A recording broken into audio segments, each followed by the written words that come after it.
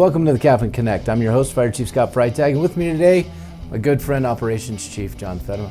Thank you. John, welcome back. Yes. From Fire School. Just want to point out once again, I'm out of the sling this week, but I still can't move my arm enough to get into a uniform shirt, lest I be stuck in it because my wife's out of town. That'd be good. And I don't think Eric Trujillo in the warehouse would appreciate if I used scissors to cut my uniforms off. Probably not. So, yeah, I'm stuck in the button-up shirts. But, John, I think the first thing we should probably acknowledge, tomorrow night is the Healing Fields because we're recording this on Tuesday, September 10th. Tomorrow is Wednesday, September 11th. Yep. And, of course, the Healing Fields in Prescott Valley, inviting everyone out. I know this is coming out on Friday, but, you know, we go to that every year. I appreciate you taking the helm for that this year for me. Because I can't get in a uniform. It's just not a place for me to stand up on stage. Since I haven't done it yet, can you let everybody know that I did a fantastic job? Yeah, he did a fantastic job. I can just see it in my head that John did a fantastic job up there. Well, I will be out in the crowd tomorrow watching, but I am going to put the sling on being in a big group of people like that, because people sometimes come up. We're a huggy nation now. We give hugs, and I'd prefer at this stage with my shoulder where it is not be hugged a lot, right? I should wear a sling all the time, you're saying then. Yeah, you should, because you're so open to that stuff. So, but September 11th this week always brings back a flood of memories for me, for you, where we were that day. We were both in the fire service. It's it's a tough time, but it's also a time that we do need to remember. Yeah. We said we never forget. We remember the 343 firefighters, the 3,000 people lost their lives that day. Yep. And so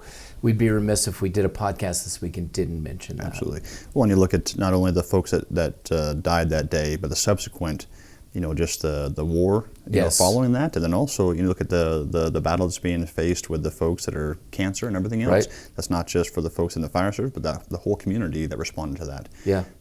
Still, those ramifications are still happening today. Yeah, we're still seeing it today, and we can't forget it's still so real. Yeah. I still want to get out to New York at some point. I was there in like 2002, I think. Okay. And so we were able to go to Ground Zero and see it as they were still working, but I'd like to get back and see the memorial. Yeah. At some point. I've never been back. Yeah. It's a very moving tribute, is what I'm told. So I'd like to see that. Yeah. But so when we talk about firefighters and numbers of firefighters, right? New York lost that day 343 firefighters, and for us that would be a little more than twice the number of responders that we have. Completely devastating, and I think now is a good time because we're 8 years into CAFMA, and we had the Legato fire, and we talked about our ability with the city of Prescott to respond to that. So we're doing well in the community on the response side, but the community continues to grow. Yeah. And we continue to try to grow with it. And so when we look at comparisons of numbers of where we've been, where we were in 2016 to where we are today, it's a pretty significant change. For sure. And you look at some of that change, through retirements, through promotions, through moves. It's not just trying to hire brand new folks. It's trying to fill in all the gaps that are existing all throughout the organization. And one of those, gaps exists with our paramedics. Yes. Because we, these days we're having to send more and more folks to paramedic school, which the staffing from even 16 till now has allowed us to send more folks to medic school, allow more folks off because we had to catch up, to continue to staff those medics, which I think our EMS group and all the folks that are going to medic school are doing a fantastic job with that. Oh, absolutely. And the fact that we are putting 6 to 8 people a year through paramedic school, that's huge because it used to be 2. And when we look at, I was talking to retired Assistant Chief of Operations Jeff Polachek last week, and we were talking about Engine 540, which is our 40-hour peak hour engine Monday through Thursday. There's typically 4 people on that engine unless somebody's on vacation. But I was talking to Jeff about staffing and how things have changed and how we worked through the staffing plan that we developed back then with those folks in senior staff and what we've done today. And he reminded me, he's like, when we put 540 up, we actually overhired to include additional staffing within the agency for that. So that was another example of, hey, we need a minimum of 9, but really we need to improve our overall staffing numbers, which we've done. And if you look at it, in 2016, we had 110 operations personnel. And typically, when you say firefighter, it's how many responders do we have, right? Yeah, like I say, within the operations division, from myself on down to the battalion chiefs to the captains, and we even have some folks that are, not on shift, but are still considered in that operations division, including Chief Nemensky and Captain Pullican, who are in the EMS division. They're all qualified firefighters that fall under the operations division. Jace Hall. It's another one, just moved. Engineer Jace Hall just moved over there. Captain Brody Fields, who's now the wellness officer, still a responder and responds to calls. Our training division staff, the two captains and battalion chief that are in there, all, again, operational employees. But when we say firefighters, we're not typically breaking it down to just this is how many backseat rear step firefighters we have versus captains, engineers, BCs. But if we look at it today, we had 110 operations personnel responders in 2016. 2024, I just sat down with HR, went through the numbers, and as of Monday this week, we're at 150. And when we break the numbers down, if someone said, hey, well, how many actual backseat firefighters do you have today compared to what you had in 2016? Well, in 2016, we had 40. And as of this week, we have 73, which is a significant increase. But there's a reason why we've done that, right? One, we want to increase overall staffing. Part of the staffing plan is constant 4-person staffing at 2 stations. You're the ops chief. Which ones were they? Yeah, we had talked about doing it at 53 and 61 because they would also help with the backfill if we had to fill in that ambulance again if necessary for the reserve ambulances. Now those individuals would still be on the engine, so they would be a 4th person on the engine. I had a conversation with the battalion chief today to kind of work through that. We still want them on the engine because it goes back to, even the NFPA standard, which encourages, more folks on the engine. They'd just be there, and we would fill that with overtime if needed. So now, again, trying to build not just our overall staffing, but how do we slowly build the 4-person staffing? This is something we've looked at for quite some time now. We just haven't been able to pull the trigger because what we don't want to do is make this change, and then now we're stuck with mandatory overtime, and we're challenging folks that much more. Because of that staffing, we've been able to kind of move the needle a little bit to where I think we can make that decision here fairly quickly. To be able to support that 4th position, even if overtime is necessary. But you look at the roster today, we have more 4- and 5-person engine companies than ever before. On any given day, though, we have folks in medic class, we have folks in training, we have folks on wildland assignments. What that additional staffing has done was not only boost our operational efficiency organizationally, but it's also allowed for more training and more experience in a number of different areas, which is good. Yeah, and we also have people on vacation, and then as you add people, you have to work with the union to provide more vacation slots. And one of the goals we have, and the community has asked, through social media, hey, do you have enough responders? Well, there's a couple of answers to that, right? One is yes and no, right? Yes, we have enough to staff what we have today, but we could staff better. And what we're doing is moving towards the 11th 24-hour station. So we have the property at Granville and Santa Fe Loop. That's just weeds right now. It's dirt.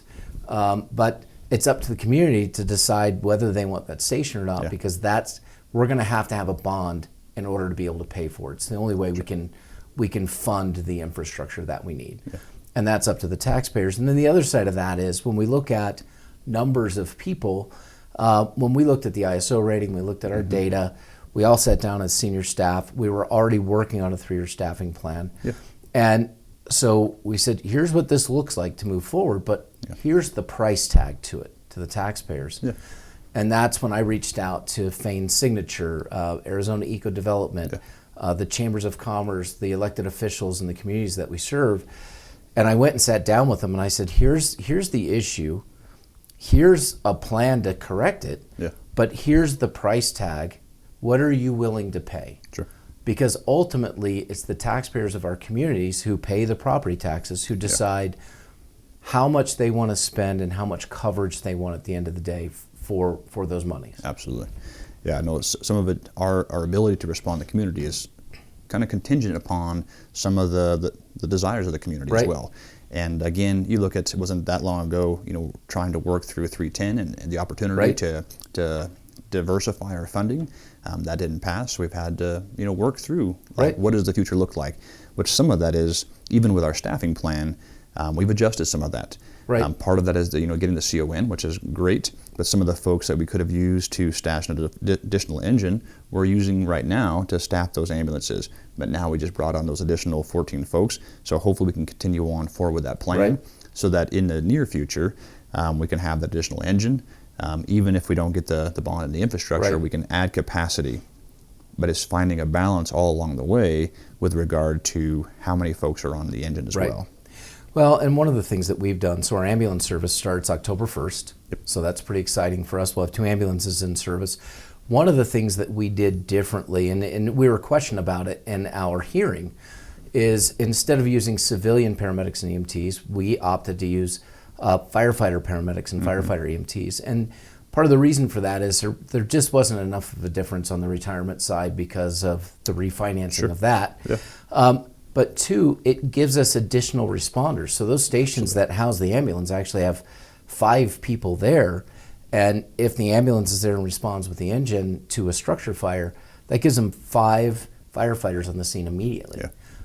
So it's a way to leverage our personnel. And because we have to bill per state law for ambulance transport, when they're not on a structure fire, the ambulance crew is actually generating revenue to cover their positions.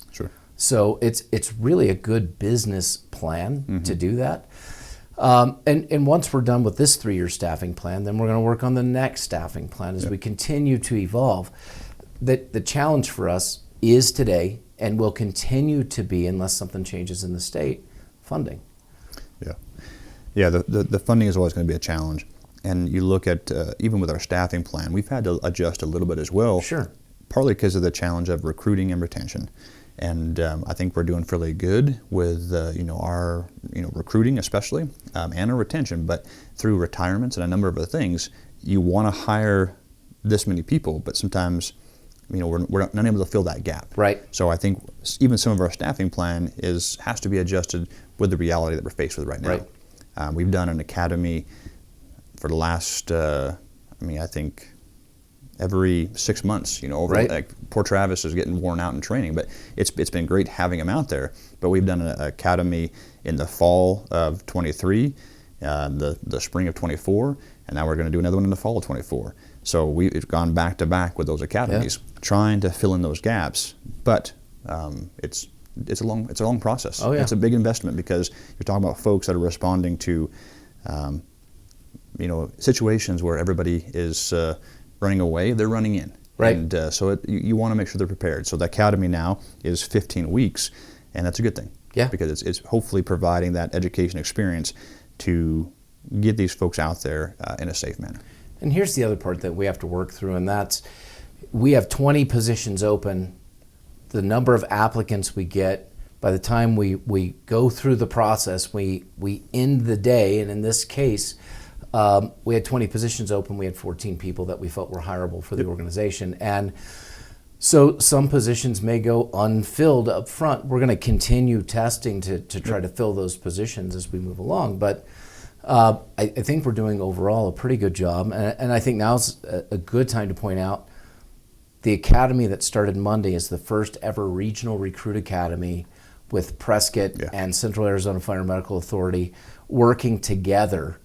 And it was so cool when Chief Dura and I went in there Monday to address the recruits, and you saw the red shirts, and some said Prescott, some said CAFMA, but just intermingled. And I think long term for the community and for those members, having that connectivity between the two agencies, you went to the recruit academy with these people, and now you're going to follow each other through your careers. That's pretty cool. That's special. And that somewhat exists even in the leadership today.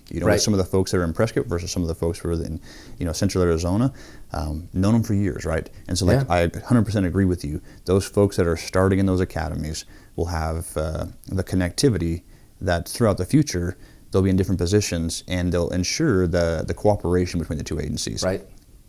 You guys, between you and Chief Dura, have set the tone at the chief level, and I think that trickles down all the way to the bottom. And now, even from the new recruits coming in, they're seeing that connectivity and the relationship between the two agencies, which is awesome. Yeah, and we had a great time. Chief Durr and I always have a good time talking when we're up on in front of a group together.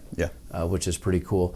You know, on the other side of that, as you increase the services that we provide to the community and you increase the number of personnel, the number of support personnel also need to increase, or non-operations, non-responders, so to speak. And so since 2016, we've increased from 33 support personnel. I think we're around 45, 46 today. By the end of the year, we're probably looking to be close to 50. If you look at the ratio, it's remained pretty healthy between support or non-ops and ops, in that in 2016 it was about a 76 point something percent split and a 24 point something percent split with non-operations. And today, or by the end of the year, it would be a 75-25, 75% responders to 25%, so very close. But if you take the number 50 at the end of the year and you subtract 5 of the support personnel who are paid for by outside third-party contracts, really those numbers, that ratio hasn't really shifted over the years. It's maintained pretty steadily. And it seems a healthy number in the fire service for agencies that are the size and complexity that we are. Well, and like you say, with some of those partnerships with Prescott Valley PD, with Prescott PD, with PRCC, some of those partnerships have given us the ability to increase our capacity in those non-ops positions. Absolutely. From IT to comms, and at the same time get some return on investment because they're helping those outside agencies. Yes. And I think it's important to note they have approached us looking for help in those services. Yes. And because of the agency, because of professionalism, because of the non-ops group that we partner with, I think it's cool that we've been able to do that because they have come to us and we've been able to utilize those partnerships to expand some of our non-ops staffing. Oh, absolutely. And if you look back, 2016, Tech Services, basically they took care of CAFMA's radio system and Yavapai County Sheriff. And over the years, we've expanded that to where they're now taking care of, we have the contract with Prescott Valley PD. Just signed the agreement with Prescott Regional Communications Center, Prescott PD, Prescott Fire. Our folks did phenomenal work helping Prescott PD get to the point where they could communicate with one another because their radio system wasn't working properly. And our folks were able to get in, do some work, make that work as we transition into that contract. And so really now CAFMA Tech Services is responsible for a majority of the 911 communications equipment and towers in the Quad Cities, which is, I think, is great. Yeah. When you look at the consistency, the efficiency, and our folks are second to none when you look at their expertise in this area. Yeah. No, they're doing a fantastic job. And you look at some of the non-ops positions have helped create capacity within the ops positions. Absolutely. You know, I go back to, I remember when I even first started in the agency down at 51 on 6th Street, I replaced all the windows in that station as part of one of my projects. Right. I did a remodel in one of the offices as part of one of the projects I did. The call volume was different. And so now as the call volume has increased, those non-ops positions have helped create capacity for our folks. We got rid of hydrant, inspections, for majority. In Prescott Valley. So a majority of our hydrants were in Prescott Valley. We've been able to change that dynamic, and so it's not such a burden. Even on the inspections, I know Daryl's done a great job trying to help fill in the gap for some of those inspections. So some of those non-ops positions, like you say, are helping increase capacity for our operational responders. Well, and when you look at the warehouse, I mean, Eric and his crew have taken over hose testing, so our crews aren't having to do it. Yep. Unlike a lot of other agencies, not only do we have 2 sets of gear for all of our personnel after a fire, and I talked about this last week with Brody, but our warehouse folks go out, pick up the gear that the crews bag and tag, bring it back, clean it, fold it nicely, and return it to them at the station. I mean, most places don't have that type of service, and now we've expanded that contract, or have a contract with the city of Prescott to do the same. Yep. And that contract with them is expanding to include janitorial supplies, office supplies, etc. Yeah. So there's fantastic opportunities for us to create efficiencies just in the Quad City area, while at the same time ensuring that we're hiring the number of response personnel that we need. Absolutely. Expansion, eventually we're going to put up an 11th 24-hour unit, even though we may not have the station built yet. Sure. It's just a matter of having the equipment and personnel, and we're going to continue to hire. I think we talked about taking a break in spring because we've been hiring in academies, and so that's still on the table, that may be the direction that we go. Just taking a step back, giving training an opportunity to take a deep breath. and we'll see where we go with our partners and with Prescott as far as the spring versus fall.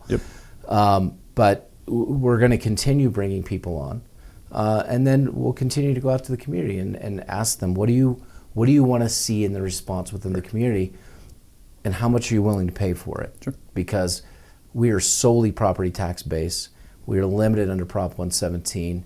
And I've talked to some economists even when I was in Massachusetts, and I explained Prop 117 and fire district funding in the state, and he said, you're never going to win. That's a losing proposition. It's a failed funding model for fire districts in the state, and we all know that. It's a matter of how do we correct it in the future, and we'll continue to work with partners around the state to try to get that done. But I think overall, we're in the second year of the staffing plan, getting ready to get in 25 to go into the third year. In 25, we're going to take a step back, reevaluate where we're at, talk to the union, and determine where we can go. As we continue to try to balance, we've got to have competitive wages and benefits to recruit and retain people. We also have to hire more people in. We have to balance how many people we're letting off every day for everything, because that subtracts from the number of people that are where we have 4 people are on an engine versus 3. But for the community, I think we can safely say, if you call 911, we're going to respond, and we have the responders available. In the future, we will decrease the response times as we add an additional engine company and an additional station as we move forward. But I think, look, we go back to Legato Fire, that was a pretty great response from us and from the city of Prescott, and that's how we work. Automatic aid. You look at the response from our folks and the automatic aid from the city of Prescott, but also the mutual aid that came from the outside partners. Again, it's a good example of the partnerships that we have. And the crews go out there every day and they do a fantastic job responding with the resources they have. It's our job, it's incumbent upon us to continue to evaluate and continue to work towards providing the best resources possible to affect the most change for the community. It's finding that balance. Well, and I think before we close it out, I just want to give a shout out to the board, because the board sets the budget. The board tells us whether our plan for staffing is something they're willing to fund or not. And we've had tremendous support from our board and moving that forward. I don't see that changing in the future. I think we're going to have that support, but they're also answerable to the taxpayers. And so there's a balance in there that we have to strike. But overall, we've grown as an agency since 2016 to meet the needs of the community. We continue to grow and expand as necessary, and I'm excited for the new people we're going to bring on for the next generation. So, well, John, thanks you for being here. Kathy, anything you'd like to say to close us out? Yes, we're hiring for HR specialists and multimedia specialists, and you can go to cazfire.gov to apply. Perfect. cazfire.gov to apply. And if you're looking for a firefighter job, keep an eye on our website, our podcasts, social medias especially. We'll get information out to you. But with that, John, thanks for being in here this week. Kathy, thank you once again. And for all of you, we look forward to visiting with you again next week.